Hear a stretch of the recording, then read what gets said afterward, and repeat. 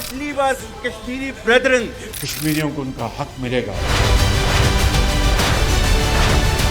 आप सारी जो हिंदुस्तान की फौज है वो सारी फौज आप कश्मीर में जमा करें, लेकिन आप जज्बे आज़ादी को दबा नहीं सकते।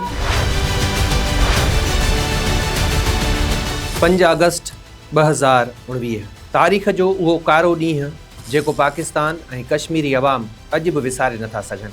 उन ॾींहुं भारत गॾियल क़ौमनि जे ठहराउनि ऐं आलमी कानून जे उबतड़ क़दम खणंदे वालारियल जम्मू कश्मीर जी ख़ासि आइनी हैसियत ख़तमु करे छॾी। मोदी सरकार जो इहो क़दम न रुॻो कश्मीरी अवाम जे बुनियादी हक़नि जी संगीन भञकड़ी आहे, पर आलमी ज़मीर लाइ बि हिकु सवालिया निशान आहे। लखें कश्मीरी अॼु बि बदतरीन ज़ुल्म, जबरी गुमशुदगियुनि ऐं इज़हार राय जी आज़ादी जहिड़नि पाबंदियुनि वारा ज़ुल्म बर्दाश्त करे रहिया आहिनि। केतिरा ई कश्मीरी अॼु बि ख़ौफ़, बेयकीनी ऐं इंसानी हक़नि जी भञकड़ियुनि वारे माहौल में ज़िंदगी गुज़ारे रहिया आहिनि, पर आलमी बिरादरी जी ख़ामोशी सवालिया निशान बणियल आहे। पाकिस्तान हमेशह पंहिंजे कश्मीरी भाइरनि ऐं भेनरुनि सां अणटुट यकजहती जो इज़हार कयो आहे ऐं वाज़ेह कयो आहे त कश्मीरनि जी जदोजहद खे नज़रअंदाज़ नथो करे सघिजे। पाकिस्तान जो मौक़ुफ़ आहे त जम्मू ऐं कश्मीर जी तकरारी हैसियत हिकु नाक़ाबिले तरदीद हक़ीक़त आहे जेका गॾियल क़ौमनि जे ठहराउनि में बि मौजूदु आहे ऐं उनखे कंहिं बि हिकु तरफ़े क़दम सां ख़तमु नथो करे सघिजे। हर साल 5 अगस्त ते पाकिस्तान समेत दुनिया जे केतिरनि ई मुल्कनि में रहंदड़ कश्मीरी ऐं पाकिस्तानी